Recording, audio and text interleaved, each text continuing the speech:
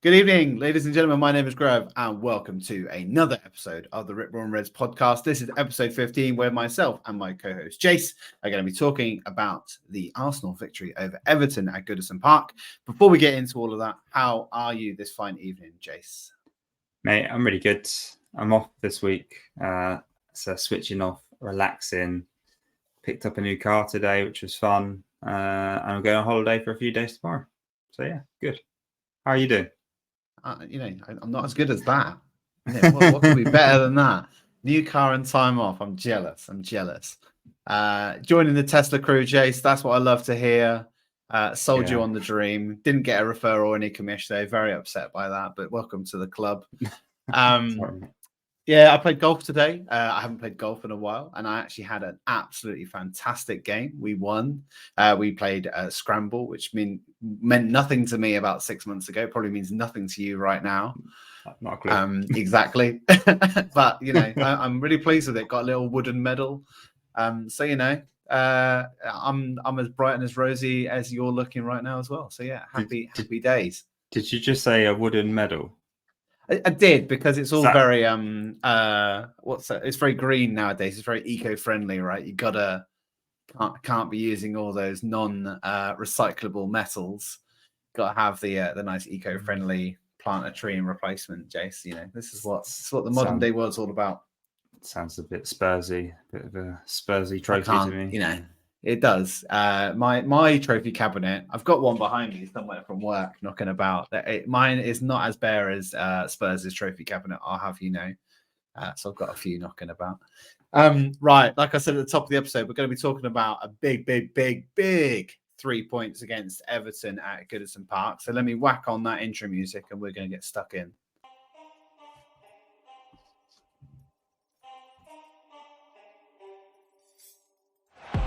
Saka. Saka! That is a diamond of a goal! It's Bergkamp. That's magnificent! This is my club. Fucking love this club. Henri. What a goal! Gabriel Martinelli! He's scoring for Arsenal!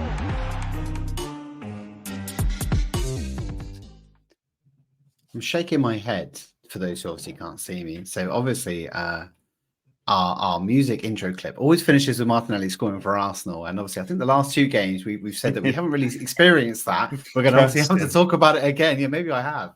Maybe I'm going to shut up about it. I won't do it again next time. Right. As we start every single episode, we're going to start with our Rip Roaring review.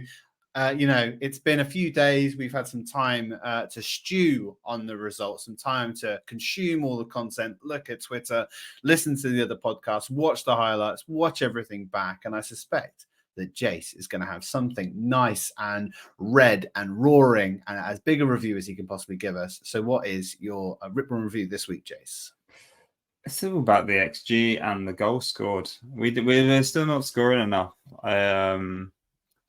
Away from home, we are a little bit feel like we're a bit fragile, especially when we go to Everton or particular teams that are bogey teams. We feel a bit fragile.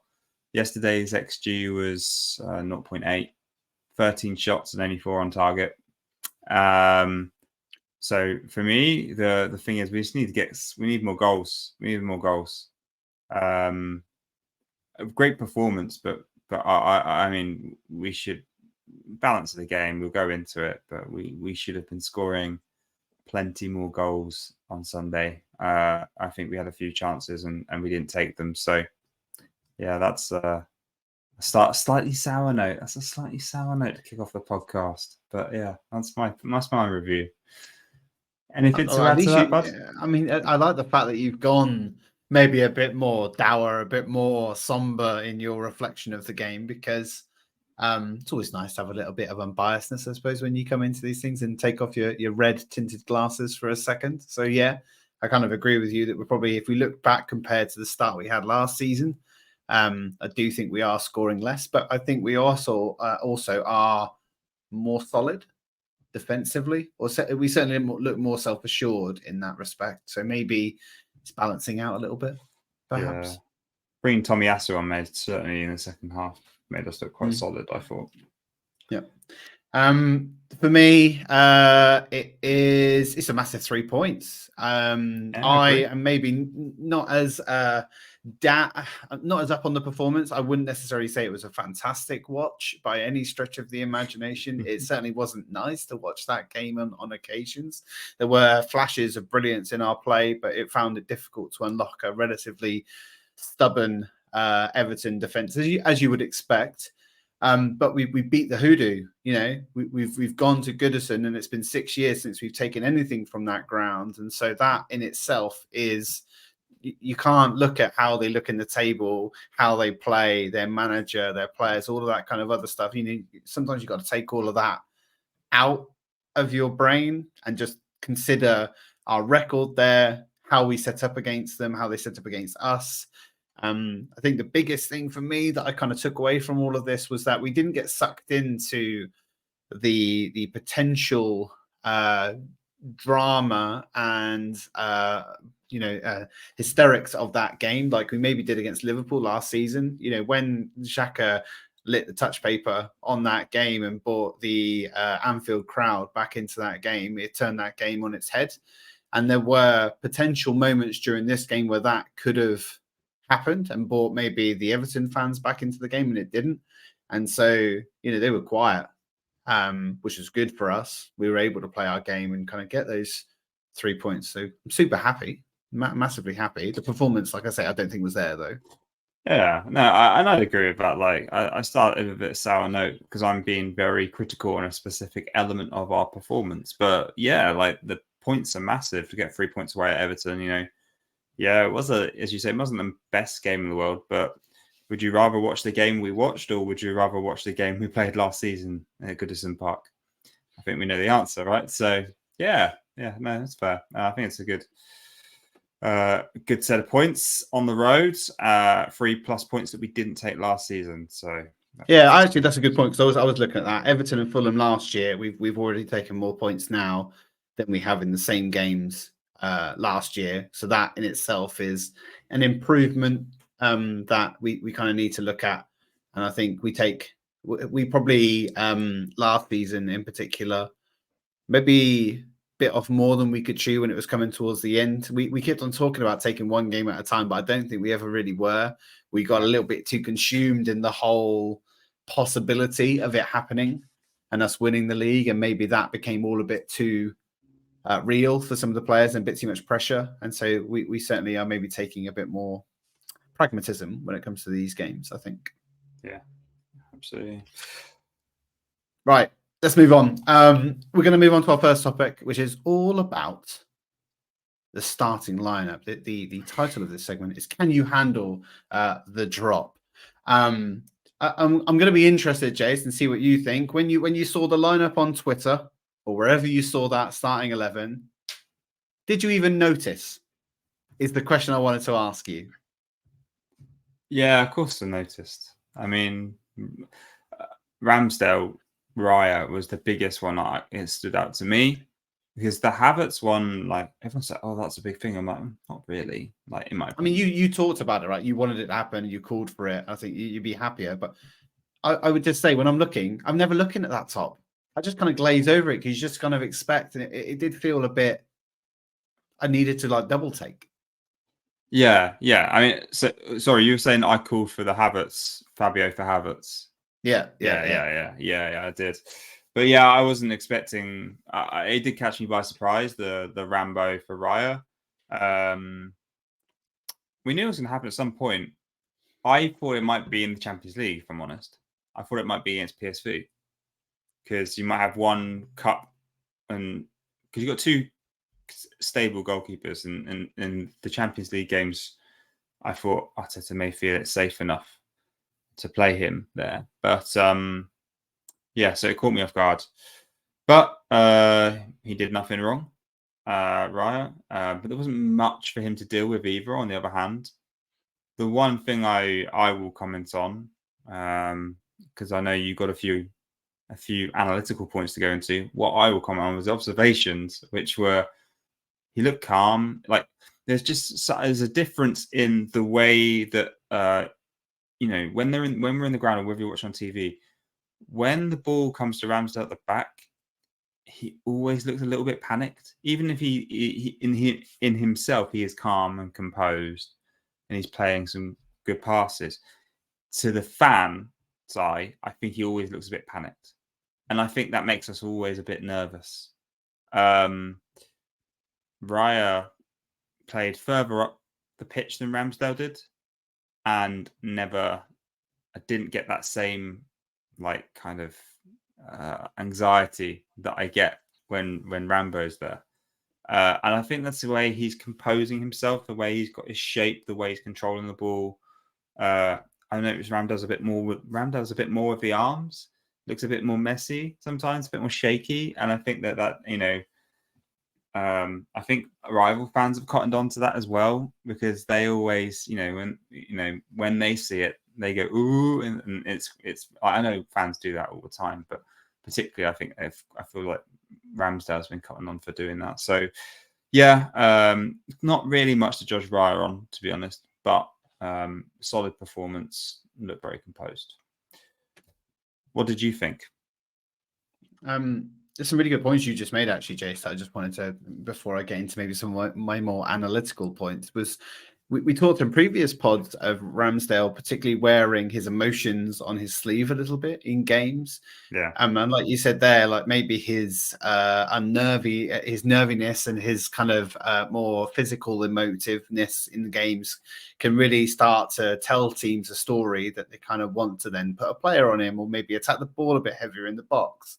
Raya seems to be so much more robotic, like he's emotionless. And although that can sometimes be read as like, you want players to kind of be emotionally invested and physically invested in games with anger or other bits and pieces, but to have that in a goalkeeper is quite like reassuring, I would say. You kind of want that roboticness, right? Like Saliba, Gabriel, and Raya with roboticness is quite reassuring. You look at City, and you could argue that Diaz, Haaland, particularly, two players are just like robots.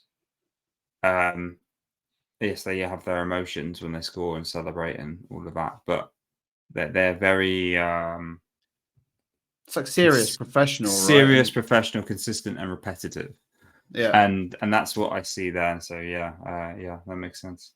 Yeah, I mean, I was also saying this, like, it's so interesting if I reflect as an Arsenal fan on the last kind of 4 or 5 years, let's say, when we maybe started to play out from the back a lot more than we had previously. When I watch us, if you look back when Emery started this and we were playing out from the back, and me and you have been in the ground, we've seen it.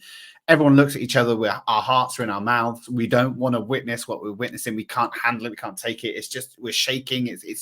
We knew we couldn't do it, and it was awful to watch. Watching us now, just get rid of it, Leno. Just get rid of it. Just shout that every time. But like now, you watch it, and I'm like, I am so confident that we can play out of any press. Yeah. And Raya, and even like I say, it didn't have masses to do, but even in here was able to pick out some sublime passes that are escaping the press. Not that Everton press in any kind of good shape or form, but still it's a good way to ease him in. Like I said on my more analytical points, I suppose, is that one thing that Everton obviously do is lump balls in the box. We've seen that, and actually they do have some of their new players. I think his name was Beto or Meto. He was a tall lad when Dominic Calvert-Lewin come on. He's a relatively tall guy. Decore, but they have a lot of tall players in their midst, and so that they are, and Sean Dyche is going to play that style of football. Raya, I read this stat and I couldn't believe it at first when I read it. In terms of balls caught last season, so from any kind of dead ball or kind of in swingers, out swingers, Raya was catching the ball 51 times. That's second only behind, strangely enough, Emi Martinez, former Arsenal goalkeeper. Who? And Ramsdale, dead to us. Ramsdale had 17 catches. He was second from bottom. And so I do kind of maybe reflect upon this as kind of thinking that maybe there was some tactical nature to this change in this specific game. And we've heard Arteta after the game talk about 2 occasions in past games where he actually considered swapping the goalkeeper at 65, 70 minutes, like a normal substitution. And you can actually, I think this was Fulham. I don't know for sure, obviously, but I'm guessing when we were up at Fulham, he was thinking maybe I want something that's more reassuring at the back so we can lock down the gates and stop them from countering on us. But I don't know that for sure. It's just like I'm just the thinking. Rob Holding of goalkeepers coming on to Yeah, shore up you the know, back. like, and I mean, even you just said it a second ago. You said when Tomiyasu came on, we just looked more assured. Like, who's to say? And I'd had a conversation with a friend of mine about this specific change. Like we've talked in past prods about goalkeepers being you need to have a defined number one and a defined number two. This could be a new, just modern tactical evolution of the goalkeeping position. Who's to say it can't be? You know, Arteta is a very astute tactical manager, and he has learned from some of the best. Who's to say that he can't come up with his own ideas for how, no matter how maybe novel, weird, or confusing they might seem right now, could be something that we look at for sure. There's a thing though, right? There's two ways it can go. It's either genius. Well, of course, it's either genius or it's absolute, like, what is he doing? Arteta has lost it. That's what rival fans will think. It only goes two ways. There's no middle ground there with that decision if he ever does it. No, I mean, this is exactly the conversation that we had. You know, like I say, he comes in, makes a great save. It's plaudits for Arteta. What a masterclass! It doesn't go well. He lets in a goal. What the hell are you doing? Why did you change that up? What would have made Ramsdale would have saved that, etc., etc. Not something we obviously want to happen, but I'm just interested. One thing I'll just say about the balls that Raya played, 7 successful long balls. That ball he played to Saka, particularly, obviously didn't come with anything, but his distribution is insane. I mean, we always thought Ramsdale's distribution was pretty good. In the small, snapshot that we've got of Raya, you know, I'm kind of almost eggs in that basket. I'm almost there. Let's see what happens tomorrow night.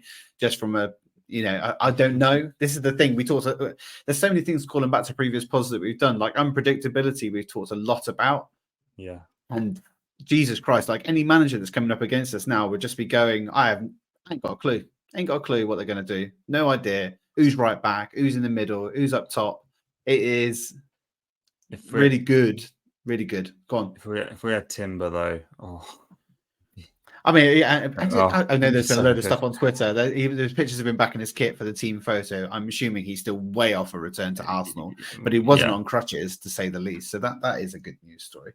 Right. Anyway, before I kind of go hard on Raya, how I think he's replacing Ramsdale. Obviously, Fabio came in for Havertz, as we briefly talked about, and obviously, I need to go to the local florist and go and get you some flowers so I can bring them to your door, Jace, and kind of say that I'm sorry. I apologize. I still love you. Tell me a little bit about that change and what you think it meant for us tactically and how we kind of won this game. Yeah, I mean, it was the right decision. It was a lovely little I was going to say cameo. It wasn't really a cameo, which is a great performance from Fabio. He got the start. He'd been showing the performances coming off of the bench, and he got the start, and he was consistent.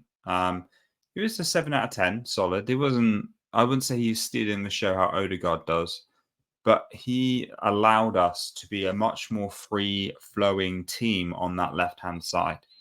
It unlocked more doors on that left-hand side. It's not clicked with Havertz and Martinelli and that kind of like Xhaka, Zinchenko, Martinelli thing that was happening last year. That's not quite working. They've got the Fabio Martinelli combination going on. I think they've got some kind of the little pose they do. I think it's Dragon Ball Z. I'm sure it's from Dragon Ball Z. They've obviously got some partnership that they're reading each other's minds quite well, which is working quite good. I think there's something quite natural there for them because obviously they both speak Portuguese. I think they're both very good friends, being young and Portuguese speaking in the team. So they clearly gel very well off the pitch, and they're starting to gel on the pitch well too. We'll talk about the offside off the back of this, I think, but I mean that assist from Fabio for Martinelli, just really quick thinking. Another beauty. He's just playing some amazing balls. He's unlocking doors, and I haven't seen that from Havertz. And It's exactly what we need. It was a beautiful ball, a great finish by Martinelli. Obviously, it was offside, but I'll talk about that in a sec. And then for me, it's just the energy he brings, and this may be to do with body language because I really want to hear from Arteta exactly what he's expecting Havertz to do, so he can say to the fans, look. He's never going to do this, by the way. Arteta's never going to divulge this level of tactical knowledge to the fans or the media because he doesn't want And he's people not to going know. to throw him under the bus like other managers might do as well, right? Yeah, absolutely. But as a fan, you kind of want to know what is it that is specific instructions that Mikel is looking for from Havertz that justifies that money. So if he's got like 5 things, this, and this, it's like, okay, cool. And then we can go, oh, actually, he is doing those things that Arteta wants from him. Okay, maybe, trust in Arteta. That's fine. But at the moment with him, we don't know what those things are. We're just thinking he's going to like Xhaka replacement, and you can't compare those two players. So it's very hard to understand what we're getting from him. And he's missing sitters.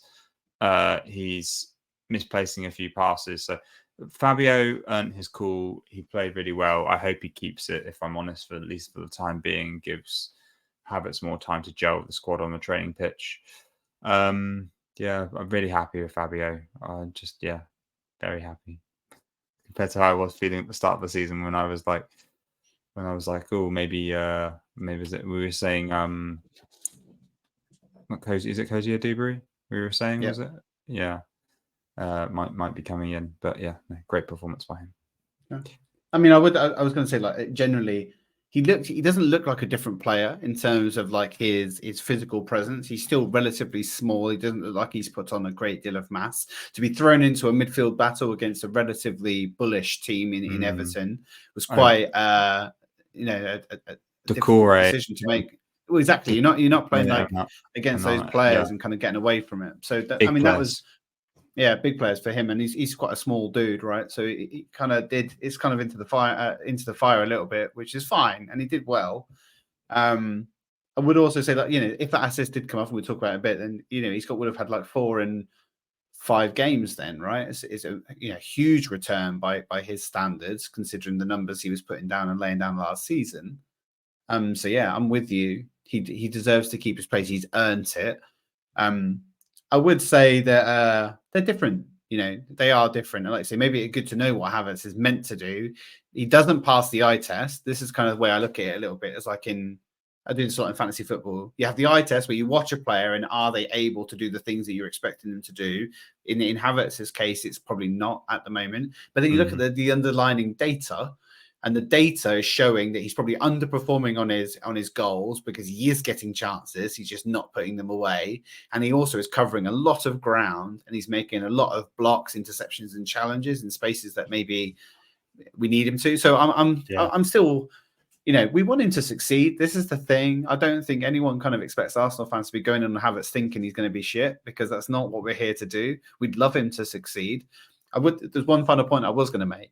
If it costs us 65 million to turn Fabio Vieira into the player we all expected him to be, then I'm cool. I don't mind it, right? If that's what it takes in Havertz to give him competition to make Fabio turn into the player we'd love him to be, so be it. It's a byproduct of having to pay that money for Havertz, whatever. If it works to get 2 good players out of that deal, I'm all for it. Yeah, and I am too. Well, one question then. One thing we touched on there, which I wanted to talk about. Was it offside? Was it not offside? Yeah, go on. Let's talk about it then. So it's an interesting, right? Because I do think as the lay of the law, and this is where I'm gonna read out what the GOL said, and that was that VAR deemed Beto's touch to not be deliberate, and then therefore Nketiah, whose leg was just slightly in an offside position, was disallowed. Now, the subjectiveness of this is whether or not the Everton player deliberately played that pass or not. But I'd also go back to say, like, did Gabriel didn't intend to play that pass either, right? Or whoever it was to play that pass into the middle, it ended up going through to Fabio. It was just a ping ball. It was like ping, ping. Yeah, and it's kind of like it's subjective. I if that was against us, I think, to be honest with yourself, Jace, right, you'd hate it to be given. And you'd be going, he didn't mean to play that ball. That's what you'd be saying. I know it's relatively subjective and kind of 50-50, so I can see why it can't be given. I don't think it should have been given if the shoe was on the other foot. Yeah, I mean, I found it was confusing. I was confused. I didn't understand really. And then for me also, the problem I had with it was the inconsistency of the line drawing. I know it's a computer that's doing it, but for me, the way the lines were drawn against United when Garnacho's goal was disallowed, I was like, that's fine. Like I can see the way that they drew the line on the pitch and knowing the proportions and the space, I was like, yeah, that's fair. Like it is offside. But then they didn't have a camera angle to show the offside here from the same angle. It was coming from like the far side of the goal. Flag. Yeah, from the corner flag area. And I was like, well, hang on. How can that just doesn't work? Like I'm a little bit. But I think for a viewer, I get what you're saying for a viewer, but like the light, it's all computer. The perspectives and the drawings and everything is gonna be. There's no inaccuracies there. It is quite black and white. It's very hard for the fans. I think they genuinely need to have consistent camera angles for these decisions. Genuinely do, because I just think it's very, very confusing to see that level of inconsistency. And that's one of the biggest problems with VAR as a service to the Premier League at the moment. It's just completely inconsistent in the types of decisions, the way it's making the decisions. Like there isn't it doesn't feel like there's a common process that's being followed. So that was the bit I actually found most frustrating out of all of it. And the question now, I was like, well, hang on, it came off the Everton player last, so I don't really understand how they could consider that offside. But anyway. Yeah, I mean, generally VAR though, yeah, it's difficult, right? Of course, I think, like I say, if she's on the other foot, you'd probably change your mind. But VAR and its interpretation of various different things. We said this about when Havertz went down for the penalty against United as well. You slow everything down to like minute details, and it's really difficult then to kind of determine what would have happened. You've really got to watch those things in real time. To see it and then kind of analyze it using the cameras afterwards. And I would say even like Gary Neville was in commentary and he was confused by the decision. He didn't really understand what it was. He complained about the angles too. Like I say, in the fan going experience in the ground is even worse. Me and you have been there. You do not see anything. You do not hear anything. All you do is you do your little fingers out, go, ooh, waiting for the decision to be made. And then to see it on the screen. No idea how or why it happened. You've got no idea. You just know that a decision got made, whether it was good or bad. And it's awful, frankly. Certainly a lot of improvements they need to make. Yep. Right. Tell you what, we talked far too long on the subject. Me and Jace were aiming for an hour. We're gonna try and get us back on track. Right, we're going to talk about nobody puts Arsenal in the corner. A little callback to a fantastic line from Dirty Dancing. Obviously not with Arsenal, but with Baby. I wanted to talk a little bit about, obviously there's two different things that we can talk about here, Jace. Obviously we had a bit of a different routine and there was a bit of nuisance and noise made about these routines in particular.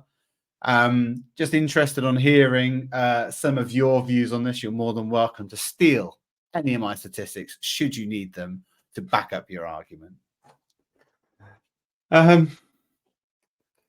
I guess I'm not even going to come from a statistics perspective. As a fan, in our interests, I don't care. I just don't care. Like, if it's happening against you, you're going to moan. If it's happening for you, then it's great. And we just did what we needed to do, right? I mean, that's the way I look at it. You don't need to go deeply analytical into it. It's just a game plan. It's fine. Do you genuinely think it was intentional for more than tactical in terms of either breaking something down, but do you feel there's also maybe a more annoyance level to it or something else that's been made there to impact the way Everton approached our play? Do I? Well, I think I don't know. For me, it's more the. Is it intentional? Maybe. I think it's more the media picking it up, right? That's the thing. It's always going to be. There's been tactics like that in all kinds of different, not just in corners, but all kinds of play, for years, right? And some of them have just become such norms that no one questions it anymore. Like when at the end of the game you have the ball and you take it into the corner flag, like no one questions that anymore. So for me, like I'm just like, all right, fine. It's just what we're gonna do, is it? All right, fine. As long as it's like, as long as we're not results. as long as we're getting the results and not doing anything stupid, I don't care. So I know that's not deeply analytical, but I'm giving a genuine fan's view here. Like, if Arsenal win every game 1-0 and we're top of the league and we win the title, playing sometimes a Jose-esque football opposed to a Pep Guardiola style football, fine. Let's be honest, we just want trophies now. It would. I mean, yeah, I would. And I wouldn't necessarily say this is like mundane or boring kind of style of football and what we've approached there. It's different. It's certainly different to what we've usually done. Yeah, it's different to what we've usually done, and that's fine. It's not like all of our game is of that style. So we are being, okay, to be a little bit more analytical, we are being tactically savvy. We are being very astute with our decision making and how we're playing, when to be, when we need to go in our Mark Van Bommel mode. If you get that reference, basically just be an absolute arse. We can do that if we need to. It depends on the situation in the game. Yeah, I think that last point is totally correct. We, for our corners in the first half in particular, I think we set them up in the same way that we have been previously. It's the same way that Declan Rice scored his goal. It is a ball to the back post. And those were not working. I think that came across, and that's obviously where we switched it up to the short corner routine between Saka and Erdegaard, I think it is, or maybe Fabio and Erdegaard, I can't remember. But obviously we switched that up to a different style of corners that and for one of them, obviously Gary Neville called out 26 seconds that we spent on that corner, and it's far too long. How dare they do this? They talked about this. Read so many threads on this on Twitter because I was really interested just to kind of find out. So the average last season of a corner was 33 seconds.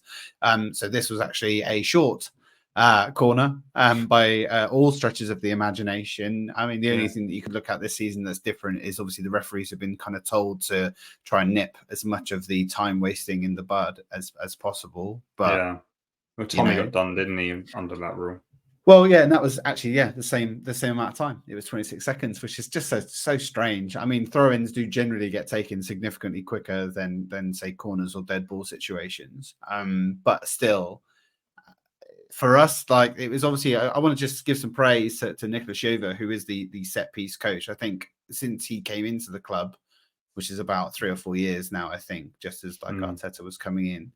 I think in the first season we were the highest, or at least second highest scoring from set pieces. We are now a much more imposing team as well. So I know we've talked about this before, maybe not on the pod, but years gone by, we would lump the ball into Olivier Giroud, knowing full well that he could do enormous damage with his height and skill. Yeah. We haven't had that level of imposing statured players for some years. You looked at the cameras that went across our lineup, and we're a bunch of big dudes, right? There's a lot of height, there's a lot of power, there's a lot of if you're playing in corners and you're Gabriel, Declan Rice in the box, like you're going to have something. And I think that's partly where we're mixing up these corners and trying out different things. And it's really, I think we're really dangerous from dead ball situations. I think a lot of teams would be really worried. And that's why I think there's a lot of man marking going on rather than zonal. When we've seen zonal, I think Man United did zonal, and that's how we scored. So I think teams are going to realise that they can't set that way up against us anymore. Yeah, I mean that's the presence, right? The corners, like it's interesting because when we're free flowing attacking, we're not putting balls in like that wide because unless Havertz is in there, we don't really have the players. We're all quite short at the front, but from the middle to the back, we are big, and that's great for all parts of our game. But yeah, especially with corners, we're getting a lot of goals from people like Gabriel, for example. He gets quite a few headers, doesn't he, each year? Yeah, does. Yep. So, right, I'll tell you what then. As we move on, let's go and talk about attack the block. We obviously worked into this game knowing full well that Everton were going to set up in a certain way. They did just that. I mean, I will just say that Everton, frankly, they were dross. They didn't really offer anything going forward. They didn't offer a lot in the way and style that they played, but they certainly set up in such a way to try and nullify our attacking options. But pick a player out, Jace, who you'd like to talk about as part of our attacking kind of options. Who would you like to kind of maybe focus your attention on first? I'm going to go Eddie for me. Mainly because again, I've not looked at the stats for Eddie. Never look at the stats. I'm out of us two, Grev. You're the one with this. You're the data. I'm the guy with the eye. I look. Well, do the eye, Jace. Do the eye. It's fine. I can look up some data in the background. Go on. Do the eye. So for me, we can't bring him into the game in specific type of games. Specifically, I've noticed away from home, I think we struggle to bring Eddie into the game. I think about the style of play when we are away from home. We're quite direct in our attack. We use a lot of the wingers, and we really struggle to bring Eddie into the game when we're away from home. I flip every time I think about it. I feel we benefit more from someone like Jesus in these situations. I think back to the game against Crystal Palace away last year. Hey, we were nervy at that point. It was a bogey ground for us, Crystal Palace's ground, and we always seem to never come away with a result there. But Jesus got the ball and he ran it with defenders. He was direct through the middle, twist and turning, direct, fast pace. And Eddie doesn't do that. Eddie doesn't have that kind of play. And I just feel when you're away against certain teams, Everton is one, Burnley will be another, or used to be another. There are just a few certain away games, even maybe somewhere like Liverpool, if I'm completely honest as well. I think it'll be the same there, where I want to see the striker not be afraid to go at the defenders. And I don't think that that's part of Eddie's game. And particularly that's why when we're away from home, Eddie gets all his goals at the Emirates. A lot of his goals at the Emirates. He doesn't get that many away. And I think that's it's not a criticism of Eddie, because I think you have to have differences in your strikers. And I think Eddie and Jesus are becoming quite clear that they are different in what they bring to the squad. But so it's not necessarily criticism. I just think Jesus fits that game better, if I'm honest. And I guess my question was going to really be: is it time for Jesus? I mean, have you got any stats for Eddie before we answer that question? I've been having a little dig, only just on some of the kind of bits. You're right. I think statistically speaking, he scores more at home than he does away. I mean, this season particularly he hasn't. So that is totally accurate. I mean, just talking about like general goals. So like last season, I'm quite surprised by this. How many goals and assists do you think Eddie Nketiah got last season, Jace? Goals and assists combined? Yeah, goals and assists combined. So contributions. I reckon probably 15. Just in the league. Just in the league, I'm talking. Goals and contributions, goals and assists, I reckon about 15. In the league? In the league, yeah. Right, he had 6. 6 goals and contributions in the league? He had 4 goals and 2 assists. Is that it? which I'm just He was in for so long in Jesus. I know that's from 30 games. Obviously, it's not 30 starts. It's obviously off the bench. But Okay, by yeah, comparison, Grev Jesus had 11 goals and 7 assists. Is obviously his ceiling of contributions is significantly larger. Granted, he had about almost double the amount of minutes. I know, like you say, he was obviously injured for a big period, but when he came back, he was back. Yeah. If you really want to do the maths, what you have to do is you look at Gabby Jesus's assists and goals, and then weigh up Saka and Martinelli's assists and goals during that same time Gabriel Jesus is available. And then there's certainly a difference about how you can do the maths, play and contribute together. Yeah. And I would say, I mean, that's a good point, because let's move on to maybe Saka then, because this is one point I did want to raise. Is you I don't know what you thought. Do you think I put a comment in our chat, like, is he off the boil? Just from your fan view, like you said previously, right, Jace? Tell me what your eyes are seeing. Is he off the ball? And I want to tell you what I can tell from the data that I maybe tells the story. Yeah. Well, there are two things that stand out to me from the eye, which would imply he's off the boil. One is defenders have worked out that he's just going to cut in. They've all worked out he's just going to cut in. But can you stop him? Sometimes you can and sometimes you can't. But at Everton, away from home, yeah, you can stop him. At the Emirates, it's definitely harder. Then where was Ben White? Again, where was the overlap? I didn't see that much of it. Ben White admitted in an interview pre-season that his importance to enabling Saka to be world class. So my job's just to make Saka look like the best player in the world. That's his job. He knows his job.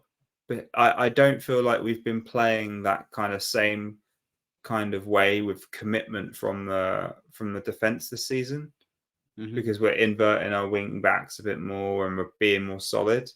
And so I'm not seeing Ben going forward as much. I think that's exactly your point there, though. Like Zinchenko, because he's inverting, I don't think we can afford to send Ben White forward as much as maybe you would like. Yeah, but it leaves us vulnerable, right? If you've got both of them playing high up the pitch. Yeah. I just feel as a result, it's having an impact on the number of goals we're scoring. Now, I don't know if that's... we're going slightly off Saka here, but I think it's just important to just divert for 1 second. I talked at the beginning about us not scoring enough goals. Maybe Mikel isn't caring about the number of goals scored. He's more caring about whether we can play games out like to the end. So if we only score one, but we only need to score one, can we play the game out to the end with a clean sheet? Because we're inverting one of the midfielders and then we're playing more solid at the back and we're not attacking as much. Maybe that's what he's trying to do. I personally was of the opposite opinion at the end of last season. And I was still a little bit this season, which is, as I always said, we're lacking goals. Like, you look at the number of goals Liverpool scored, the number of goals City has scored already, and we're well behind. So for me, I'm like, we're missing goals. Granted, though, Mikel would probably say, yeah, but look at the data and the fact that we're still getting the points in, we're still getting the results. But we want to see goals, right? And I just feel like we're not, especially City. Like, I thought there might be a drought from City this year. There definitely is not. So yeah, sorry to divert slightly about, but I think there's a difference there, and I think that's particularly important to consider when Saka may be off the boil. I feel we're missing those goals, and I'm not seeing as much contributions from him this season. Okay, what does his stats say then? Tell me where I'm wrong here, Grev. Well, maybe not how you're wrong, because I'm with you. You know, like I said, from the eye test, I agree with you. Saka particularly doesn't seem to be on the boil as much as he was last season. And like I say, got some stuff that I started to have a look at, and it does tell a bit of a different story. So currently got 3 non-penalty goals and assists in 5 games. That return is better currently than last season at the moment. Okay. He scored 2 goals by this point in time last season. So yeah, like I say, I think he scored 1 goal and 2 assists currently. He is dribbling more often, and when he is dribbling more often, he's been more successful in those dribbles by comparison to the same period last season. He's had fewer turnovers, and he's had a higher chance creation. Now, all of those statistics are pointing in a direction that would tell you that he is currently, and I talked a lot in previous pods about incremental gains. If you were looking at it just like that, like Moneyball, right, that is telling you that it's better. Granted, like you're saying, I think part of this actually, like if you don't want to look at just Saka in a bubble, that's where it starts to get more complex, because Martinelli hasn't been as on fire as maybe he has in the previous season. Ødegaard, I think, is on par. I think he has got the same kind of return.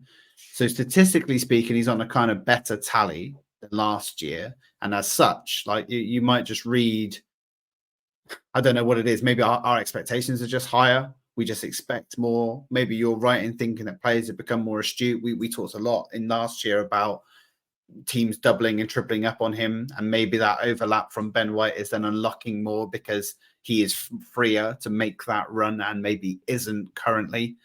So like I say, I don't think I like you would think at first that we've got a problem there, because we need, particularly when Eddie isn't scoring, we need those in and around that attack to be doing more. But maybe you're right. Maybe that it's quite an astute observation that maybe we are not targeting a goal difference as a metric that matters. You know, how likely is it going to be that we are equal at points at the end of the season and that goal difference is going to play a part? Highly unlikely, right? Highly unlikely. What the more likely scenario is that one of the teams is going to be better off by a much significant point difference, and that is only gained by winning games. So yeah, I think that you're right. We're probably just going to target winning games rather than scoring goals. Yeah, 1-0 to the Arsenal. It's going to be like the old school, Jace, but you know, I'll take that every day of the week if we win the league. Yeah. Right. Enough about. Well, actually, before I suppose, do you maybe want to just mention? We obviously did score a goal in this game, and it was a fantastic goal to boot. Yeah, Trossard, lovely goal. It's just that he was it Trossard that scored one in pre-season as well, like this. What I mean by, obviously it was a completely different part of the pitch of the opposition's box, but it was the way he had to adjust his feet. It was the way that he had to get his feet out from underneath him, and he just put it. Yeah, in this case, he put it in the far side of the left of the goal. Keeper had no chance. Pickford was stood, and I think he scored one similar. I think it was Tierney pinged a ball in pre-season against MLS All-Stars, maybe. Or yeah, maybe MLS All-Stars. But yeah, again, he had his just ability. It's the way he's able to use the side of his foot, his left foot, to caress the ball into the net. I just love it. Beautiful finish. Quite quiet apart from that. Obviously, he came on for Martinelli because Martinelli took a little injury. But yeah, I mean, he's getting. In the moment, I'm really in a difficult place on whether he should start, because when he did, we were campaigning for him to start after pre-season. When he did start against Fulham, Fulham was the game you didn't come to, wasn't it? Yeah, and I didn't watch it actually, so I was on the beach. So yeah, you talked a little bit about how bad he was in that game. Yeah, he had to come off. He was not good. So that I'm slightly torn about whether he should be starting. But when he comes on for the bench, we're probably not got a chance now, right? Martinelli's going to be out for a little bit at least. I don't know how long for. How has anyone said? I have not read anything. The only thing I saw is that Arteta said in the presser before PSV that they need to assess it. He's not going to be in PSV, and he also said we have to assess it before. So he's just being cagey. I don't think it's bad. I think if it was bad, they would have already said something about it. But maybe we might be in similar situation to Thomas Partey, keeping our cards very close to our chest with a looming North London derby on Sunday. Yeah, that's the big one. Yep. Actually, they're both big. But yeah. Well, yeah, that's a good point. So yeah, we're gonna move on. Obviously, that was the kind of Everton game kind of wrapped up a lot of the talking points, but this is a huge week for Arsenal Football Club, right? We obviously off the back of a big 3 points at Goodison, we're going to be going to the Emirates tomorrow night to play PSV again in a very Europa-looking tie, which is unfortunate. I know it sounds stupid to suggest that I would have probably preferred to see a big European giant at the Emirates to get the old Champions League tune out to, but so be it. PSV at home. We actually were there last season, right, Jace? Yeah, about to watching say this game. I think we drew. Yeah, we were lucky to draw. I remember Yeah. Simmons being absolutely all over us at the Emirates. Yeah. And then He's we left lost. now, right? Yeah, he has. He's gone back Good. to, I think he's gone to PSG, I think. Yeah. Or he might have gone to, has he gone to Leverkusen? I can't remember where he went. He left anyway. Those games were awful last year. Which means I'm still a little bit nervous about tomorrow. I mean, I would say, sometimes I do think that getting G'd up for a home tie in a group we were cruising in against a relatively weak European side is maybe not so easy to kind of get amped and ready for that game. We're going to be playing our first Champions League game in, is it 8 years or 6 years, Jace? You're going to have to correct me. I can't remember. It's not 8 years. It's a bit long. It's about 6. I think it's about 6 years. It's been a while. We're going to be under the lights. We're going to get North London Forever playing when the lights are flashing around the Emirates. We're going to get that Champions League tune. If you can't get excited and up for that game tomorrow, then you don't deserve to be here. And I'm dead excited for it. I suppose the main question is, I don't know a lot about PSV. I think you've wrote down some stats out. I'm just wondering, what do you think? Is there going to be some changes in the 11? And are PSV a side that we need to be worried about, I suppose, is the question. Oh, a few questions there. I'll start with the PSV. Do we need to be worried about them? A little bit, yes. 4 games from 4 wins. Huge goal difference. Now it is the Eredivisie, so how much you take those wins for PSV for granted because and say it's a farmer league. I won't take them for granted because I think they outplayed us in both games last season, and we were lucky in the Europa League to take a draw, and we got smashed in Eindhoven. So and we had strong lineouts out in some of those games. So I'm not taking them for granted. I think we need to go with our strongest team. Particularly, like they have De Jong, who's 33 years old, but he's banging in goals for fun. I've not watched all of the games and the highlight reels, but I've been going and checking through the scores and looking at the stats, and it's just De Jong every game. Like he's scoring goals. So they're on form. And they're always up for a year. I think the Champions League, especially, is a very any European tournament, but the Champions League and Europa League, they're very unpredictable, right? Like form kind of sometimes goes out of the window because PSV will be up for it. They will be absolutely up for it. So I genuinely actually think the atmosphere in the ground, Grev's going tomorrow. I'm on holiday, but Grev got a ticket. Will be absolutely really important. So be loud, Greville. I'm on my own tomorrow. I'm gonna have to generate some songs. Although I haven't set in the, I think it's the West Stand, right? Yeah, it's the West Stand. It's in there. You're literally just to the side of a dugout and up. Yeah, I haven't sat there. I don't think I've ever sat there apart from maybe during an Emirates Cup because they're slightly that's a season ticket sort of area. So I'm interested to look forward to what kind of noise and stuff they get generated there because I wanted to bang out the new Erdegaard song. That's basically what I want to do. You'll be closer to the corner where a lot of the noise is. But so I want to see us put our strongest line out. I'm tempted to say let's play. Do you know what? There's 2 players I want to see. Jesus, I want to see in. I think it's perfect game for Jesus. And then the only other change I would maybe make is I might give Reece Nelson a go. He brought energy when he came against United. If he could bring that energy. What, for Saka? Probably no, I put him on the left. So instead of Trossard? Yeah. Okay. Yeah. I think a bit of energy there. So that's my kind of answers to your stick or twist with the team and PSV. Should we be scared? Yeah, a little. I would be. It's not a guaranteed win. Also, keeper. Do you think Raya's staying in goal, or do you think Rambo's coming back in? I think he will play Ramsdale, and I think Raya comes in for the North London derby. Ooh, Hot take. Interesting. But who knows? I'm not going to give a go at predicting our 11 because I've got no fucking idea. I reckon Raya's the new number 1, mate, and I reckon that's it. I mean, that is crazy to think that. I think that if you were to look in your heart of hearts and kind of answer the question when he came in honestly and say, is he here to replace Aaron Ramsdale? We'd likely say yes. Did you think it was going to happen this quickly? I don't think anybody would have said yes to that answer. It is kind of crazy to think that it might have turned around in the space of 4 games. I remember Leno. There's been nothing. I know, but there's no like Leno. I know we're getting into the Leno was poor. Ramsdale was not poor.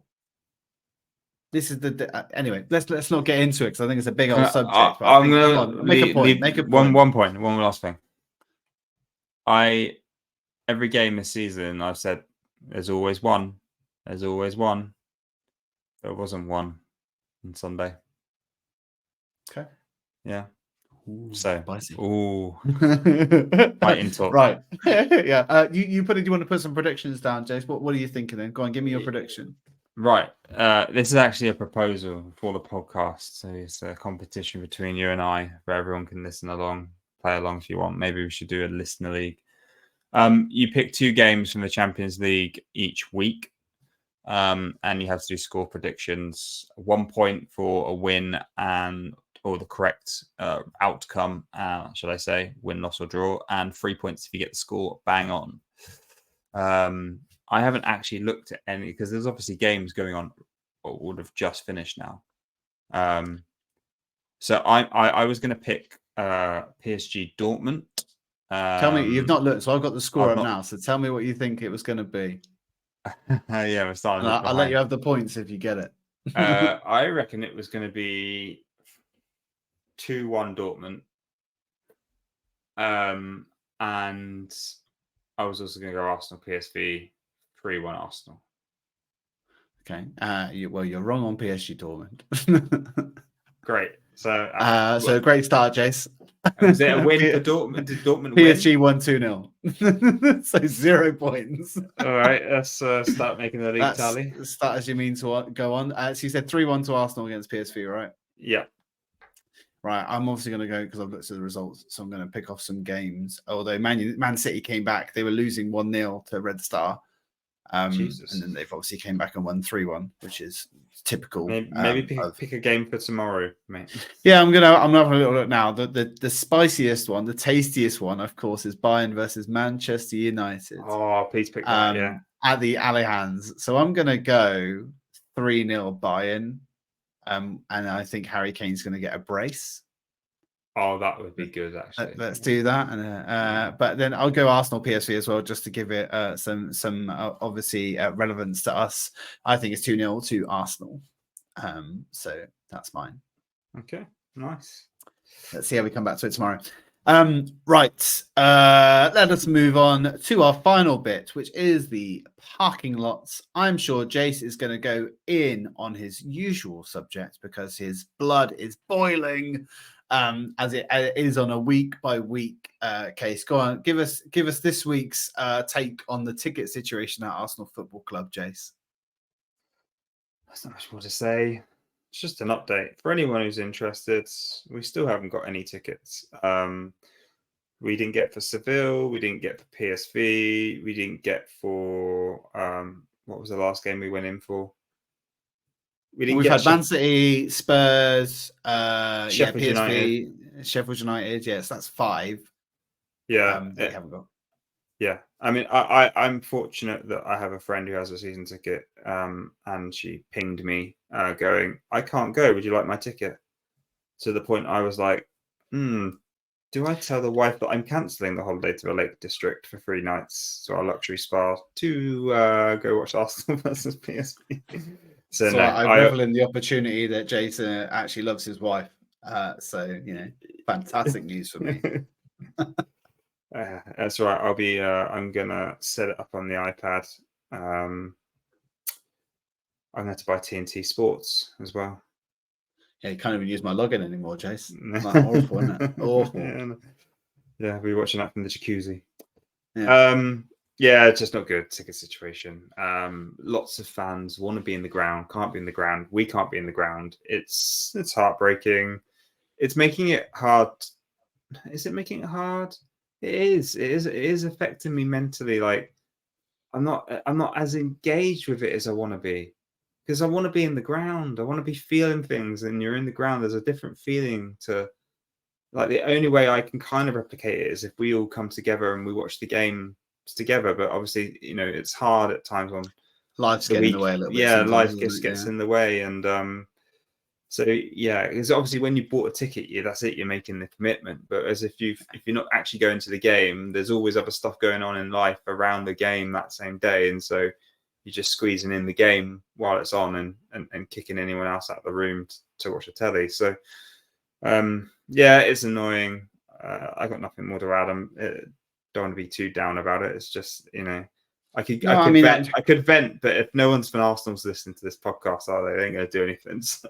No, I know, but it is like, I'm with you. It's frustrating. I think one of the I spent a lot of time this week on the exchange before I knew that you could get me a ticket, trying to get a single. And like you, I've experienced the same problem where it's showing you tickets in the map of the ground. You click on them, they're not there. You go into another list, there's nothing there. One might appear by the time you try and get it into your basket, it goes. It is an absolute farce. And I did actually manage to get one in the basket as you were texting me, like I said, when we were trying to get the other ticket. So that was maybe as you get closer to games, it might open up a little bit more, but it just feels, for me and you who I think we went to 10 games last season, and that was we probably could have gone to more if we wanted to. It certainly became much more problematic. We went in for more. Towards the end of the season became much more difficult because of the situation that we were in. So it is disappointing because I know, and me and you love to go to games. We love the atmosphere. We love just taking part and being part of the crowd, and win, lose or draw. We go and watch our team, and as much as we possibly can. And it is disappointing to kind of feel that we were there, in some of the bad times. I think we were there when Bayern smashed us like 4-1. It was 8-2 in aggregate over 2 games. I can't remember off the top of my head. We went through the Emery banter year. That was fun. I mean, we've been through a lot of the banter years. I've seen a lot of Johan Giroud, Scalacci's, Frimpongs. I've seen enough of the dross to kind of feel like I've earned my stripes a little bit to go to the good times. So it is a bit sad. But I'm not letting it dampen my spirits. I still love our club through and through, and I feel that they're a much closer connection to this club than I ever have in previous years because of all the work that Arteta and the community have done over the past 2 or 3 seasons. So don't want to really take some of that for granted. Yeah, no, that's fair. Sunday, another big game's coming up. Give me a quick 1-minute blitz, Jace. How you feeling? Bit nervous. I just usually because it's a little bit exactly like that. For anyone, how do I describe that, Grev, for people listening on podcast? It's a twitchy bum time, I think, is what I'd call it. Yeah, squeaky bum time. It's only because Tottenham are turning it on. It's like they're playing with their chains have been released and they're playing with bit of free spirit, and I think they'll be up for this game. Richarlison is turning into a Ruud van Nistelrooy hate figure for me. He always was, because he always scored against us for Everton, and then he was a laughing stock for his first season at Tottenham. But I think Kane not being there means he can be the main man. I think it fits him perfectly. I think we're going to absolutely hate him by the end of the year if we don't already. So yeah, I mean, Ange Postecoglou's got them playing really, really well. So credit to him. He seems like a nice guy as well. I don't really hate him, which is annoying. As you know, we're not meant to like Spurs managers, but he seems like a genuine. He's quite likable, isn't he? That's a really. He's a very likable guy. Yeah, it's really annoying. So yeah, I mean, I think it's going to be a very hard game. They've had a great start to the season. yeah, I mean, we need to, but I also don't fear us at home, because when last two or three North London derbies at home, the atmosphere's been electric. We've been to some of them. We are always on it, absolutely on it. And I know the ground, the crowd. I know we'll all be on it, and so I'm fearing that Tottenham will be a harder team to play than they usually are. At the same time, I know we'll be absolutely on it. So, yeah, I think that's probably a good thing. Long as we're not too fatigued from Champions League, because Spurs won't have any European football, and we will. That's a concern, maybe. But yeah, that's a summary of the North London derby. The Emirates is the only place to watch Champions League in London this year, just for everyone's awareness. It's a big game, and I did look. Like me, like we've already talked about, I'm a bit of a statty person. This time last year, we were at 15 points, and not quite the 13 that we have this year. And we just got into our 6th game of the season, and that game was against Manchester United, and we lost 3-1. So not to put a downer on this, but it kind of feels similar in the sense that we're coming into a game with our tails up. But maybe Man United didn't have their tails up as much as maybe Spurs do in this situation. But also, they're leaky as hell at the back. They are vulnerable as anything. They were fortunate to get points against Sheffield United at the weekend. Yeah, I was about to say, I did see the highlight. I was watching a lot of the highlights earlier. So, I don't. There's goals in this game, and what a North London derby it will be to not witness Harry Kane dive, crawl on our players, get a penalty. I am most looking forward to just not seeing his smug face scoring a penalty and doing his stupid fist. However, I will obviously look forward to seeing that against Man United tomorrow night.